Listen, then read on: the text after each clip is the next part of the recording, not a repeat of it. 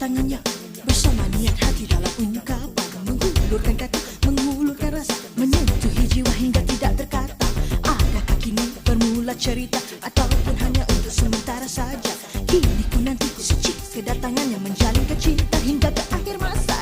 Apakah keajaibannya kehadiranmu itu sehingga ku terpesona? Tiba-tiba saja segala reaksiku ini jadi kaku. Bermula cerita, terasa bahagia, kini tergoda. Sini ku bermula cerita di antara diriku dengan dia. Bermula cerita, kisah cinta tidak ku sangka. Kini ku bermula cerita di antara pasti atau menduga.